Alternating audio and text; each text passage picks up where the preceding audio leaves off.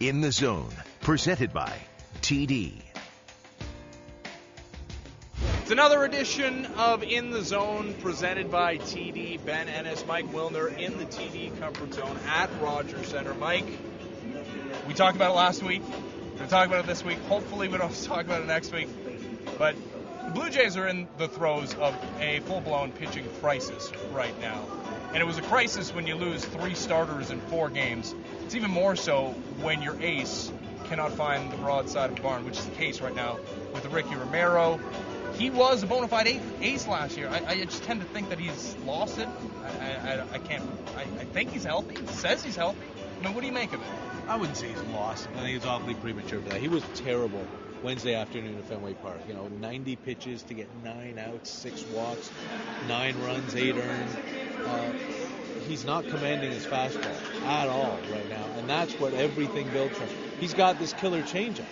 It's Johan Santana-esque from back when Johan Santana was top 3 in the Cy Young voting every year. But he can't use it to get people out unless he's getting ahead of them with his fastball, and that's what he's not doing. I don't know if he's putting so much pressure on himself with everybody else having gone down, if he feels like the weight of this whole team is on him, and if he doesn't go out every day and give them 8 innings, they're screwed for the next 4 days. All that stuff may be playing onto his mind, and the more that's on your mind, the less you're going to be able to execute. And he's not executing right now. That said, he was an ace last year, legitimately, right? He had an ERA under 3, had a whip around 1.1, right-handers hit 180 against him or whatever it was. But he's the only young pitcher on this team that's gotten better every year. We've seen little, curves down and slips back and bumps in the road for everybody except him. This is his. And now we have to see how he's going to come out. It's astounding to me that since Drew Hutchison went down there 7-5, with 9 of those games having been on the road. Yeah. So I don't know how long this can keep up, but I'm enjoying it while it's going on. Let's talk about Henderson Alvarez, and we thought it might be a back issue because he hurt his back lunging or trying to kick out his foot and try and stop a ground ball. He was attended to. He got his spike caught in the mound. Okay. All right, so whatever. That was that issue. This is apparently not related. It's an elbow issue where he felt pain, I guess, in the elbow. Why not? But all accounts are he's going to make that start on Saturday. I wonder if the Blue Jays were not in such dire straits when it came to the starting rotation, if they might just skip him anyways. Do you feel like that enters into the equation with them and their decision-making process? Maybe, but I don't think they would risk another one. He's right there with Scott Richmond taking there is like 100 yards away. Yeah, but no, it's not 100. It's 100 yards from home plate to the fair. But he looks like he's in great spirits. He was dancing around 2 seconds ago and having a good time. Don't use your elbow to dance. No, or maybe he was. He might be. The Venezuelans are very different that way. But look, I think if not for what's going on the last few days, he might have been facing a trip to Vegas or to New Hampshire because he really hadn't pitched well for a while. I don't think they're going to risk anything with anybody. They understand that Morrow is probably going to be back by mid-August. They think that they've dodged a huge bullet in Drew Hutchison, and he's going to be back 100% in September. I'm waiting to see that. And they know they've lost Drabek for almost all of next year, so they're not going to screw around with anybody. If they think he's hurt, same thing when the back thing happened. His back grabbed on him because he got turned around oddly, and I thought that was it. See you later. There is no way they would have left him in if they thought, okay, this is going to make him alter his delivery and hurt his arm somehow. So if he pitches Saturday, it's because they're 100% confident that he's as healthy as anybody else going on. What about the young guys in AA, the Chad Jenkins, the Deck McGuires of the world? Those guys were highly touted when they were drafted, of course, haven't really lived up to that expectation yet in the minor leagues. I think the crop after them certainly has higher expectations than those couple of guys, but Blue Jays at some point might just say, you know what, let's see what you got at a major league level, despite the fact that both of them, I think, have ERAs over 5 at least in New Hampshire. But is that an avenue you think the Blue Jays will go? Well, yeah, I mentioned Jenkins. He's had 3 really good starts in a row now. And last week in Milwaukee, we talked to John Farrell when everything else was falling apart and said, is Chad Jenkins a guy who's on the radar? All he did was smile and say, stay tuned. So we'll see. They've got their eye on him. Alex Anthopoulos said before the season that he expected all of Hutchison, Jenkins, and McGuire to be in the big leagues and be contributing at some point this year. He didn't expect that Jenkins and McGuire would stub their toes as hard as they have. But Jenkins seems to be coming out of it. And there's something to be said for getting that hot pitcher in while he's hot and seeing what he can do. I don't think they want to run with Villanueva in the rotation long term. I think they're okay with Cecil until he starts getting hammered again, if he starts getting hammered again. And I think that Laffey has shown them enough that they'll keep him in there for a bit. Jamie Moyer's got 2 starts in Las Vegas, and then they have to make a decision. I want to see him, though. No. Kind of. You saw what he did in Colorado. That's Colorado, though. Except that one of the starts was in San Diego, right? All right, that's San Diego. And one was in L.A. Yeah, he got beat up way more in the good pitching places than he did in Colorado. He was terrible. But they've said they'll give him 2 starts. He made 3 starts for the Orioles in AAA that were fantastic. If he has 2 more, we'll see him here before we see Jenkins, I think. But everything is so up in the air with this rotation. It's certainly possible we see Jenkins before the All-Star break. It's certainly possible we see Moyer right after. Who knows right now? Another guy we haven't mentioned, Scott Richmond, who we will hear from in just a second. But Scott Richmond was a guy who was starting in Las Vegas. It looks like he's going to be a pure bullpen guy here with the Blue Jays. Pretty good against righties. From what I recall from his time in the majors, pretty good slider and a pretty good outpitch against righties. But is there a chance we see him in the rotation, do you think? There's a chance for everybody, right? The way things have been going, you never know. Because right now, you're dealing with one guy that you thought was going to be here on day one and another guy who's kind of touchy in Alvarez as far as the injury is concerned. But those other 3 spots remain up for grabs, despite how well Cecil Laffey have pitched and Villanueva coming up, completely up for grabs. So we can see anything happen. But I think they want to leave Richmond in the bullpen. They see him and Luis Perez and Jesse Chavez as their 3 long relief guys to be used in case a starter has to come out of the game after 3 innings. Guys. Well, yeah, maybe. Or maybe just keep you in the game, guys, with when your starter's melting down and you have to get them the hell out. Because if you're down 5-1 in the 3rd inning, this team is certainly not out of the ball game. Those are the guys that are trying to keep you in. Richmond does have a fantastic slider. When he was here the first time, it was one of the best in the game. It was Dave Steve-esque, and right-handers. Right-handers were hitting about 160 off him. He wasn't walking anybody. And see him throw back-to-back one-hitters. Just the slider. I'm only talking about the slider. I'm not talking about the ability to get left-handers out or the fastball. The slider was amazing. And he can be called on to get big righties out in big situations. He can also be called on because he's so stretched out to give you 3 or 4 innings. But he's someone I think who can pitch in the major leagues. Yeah, and he's been called upon right now for the Blue Jays. And you know what? Let's hear from him. Here's Scott Richmond. Joined now by Blue Jays pitcher Scott Richmond. And Scott, a couple of years ago, you got a taste of the major leagues, spent some time down in AAA. I mean, did you ever lose confidence that you would be back up in the major leagues during that time, or did you always know that this moment was going to be there for you?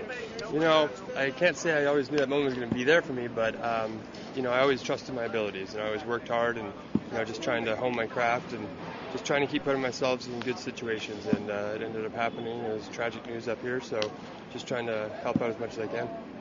You've always been that they're going to have to tear the jersey off me kind of guy before you give it up, and you go down and you take what they've been giving you for the last couple of years. You were the pitcher of the month in the American League, a rookie pitcher of the month a couple of years back. When it got to, the carnage up here, one guy goes down, 2, and then it gets to like 4, 5, 6, and you see guys coming up and down from Vegas every other day. At what point did you think, all right, it's my turn already, or is this going to happen? It's just trying to put myself in a good situation. I'm just trying to pitch well consecutively, show I can go out there and be consistent, and that's what I'm trying to do. And when you're down that level, you just got to show consistency, go out, put your team deep into ball games, and just try and, have quality outings and just compete. And just let the numbers take care of themselves and let the people up here make decisions, try and put the pressure on to do that. And just trying to, like I said before, just be consistent. Scott, I don't think you've had elbow problems in your career or significant shoulder issues. I mean, you look at some of the crazy elbow issues and the Tommy John surgeries, the elbow strains. Is that, having never had to go through that, knock on wood, wish we had some, we could knock on it, but, do you feel like, is there anything you can actively do? Is there some way to almost maybe not push yourself to that point where you suffer injuries, or is it just a fluke thing that there's nothing you can do and injuries happen and you're always aware of it, and that's why you got to seize every moment? Right, exactly. There's nothing really you can do. You can't really go, oh, well, you didn't do this, that's why this happened. You just stay on your workout program, you stay on your shoulder maintenance program, and then just try and keep doing the things you've been doing, and try and stay consistent with that. And just like you said, knock on wood and hope things don't happen that are bad. But when you're an athlete and you're playing a game at a high level, things end up happening. So you just try and prevent them by doing your due diligence off the field. What about like coming up as a younger player? A lot of people talk about not babying pitchers, or maybe we need to baby them a little bit more. What's your thoughts on that? Do we need to have pitch counts on guys at a young age? Do you think that would help the injury situation? Because it's not just the Jays. I mean, all over Major League Baseball, you got elbow injuries and serious injuries to pitchers. Yeah, I don't really know about an answer for that. I just think that if the pitchers pitched in the minors and they've had a number of innings there, then you can at least go to that level. And then when you push them beyond that, usually they control them a little bit. But it's just kind of a freak thing, and I've never even heard of this ever happening ever in the Major League Baseball. So it's really tough. And I think the guys just, stay on their programs and just hope for the best. Yeah, because I got two for you. The first one is, it's not like you've been away from this organization or anything, but there's been a massive amount of turnover here since you've been back, or since you were here and now have come back. How strange is it to look around this room only, a year and a half removed and see so many new faces? Yeah, it's a little different, but the faces that are in here are great. And, it's just all a different bunch of guys, still a bunch of younger guys too, and I played with a few of them in the minors as well. So I feel comfortable, I feel familiar with a lot of the guys, and I just try and keep my head down, work hard, and, just try and be consistent again. As someone who spent all this year in Vegas until this week, there are three names that every Blue Jays fan talks about every opportunity they get, and you played with them all. Travis d'Arnaud, who may miss the rest of the season now, but Anthony Gosson and Adeiny Echeverria. Defensively, we've heard that they are without peer. Offensively, what do you think, and how much of it do you think is Vegas? It's not that much Vegas with those guys. Those guys offensively are there. They are coming along consistently. They're doing great. And, they're just a great joy to watch every day. It's pretty blessed to be able to see them play and develop as players. And, they go out there and their defense, like you said, second to none. And then they just go out there and play. And our offense is great. I think we're number one in the PCL, which is a hitting league. And we don't even hit that many home runs in Vegas, but they seem to lock it in when they leave. And, it's just great. They've been getting on base, goes and stealing bags. Echeverria's hitting them out and getting on base a lot. And d'Arnaud is one of the best players I've ever seen. So. We've heard legitimately that Echeverria might be the best defensive shortstop in baseball, period. Can you give us a true or false on that? I've seen the best double play ever turned in the Vegas this year, and it was by him. And everyone I've ever seen, I watch a lot of Sports Center, so it's and Sportsnet, so it's crazy. It's crazy, but no, he's phenomenal. I can't wait for Canada to get their eyes on him and have him see. I'm sure he'll be in the future, and he's just an amazing shortstop. I'm sure you're not going to miss the summer weather in Vegas right now. Man, it must be like 110 during the day. That's crazy. It's 100 at night. 7 o'clock games, and the ticker says 100 on it. So just trying to, to hydrate as much as you can while you're there. Thanks a lot for this, Scott. No problem. Thank you. So there you go. Canadian Scott Richmond happy to be back in the major leagues, not dealing with that 110-degree weather in Las Vegas in the summertime. It's not really all that comfortable. Shea Weber.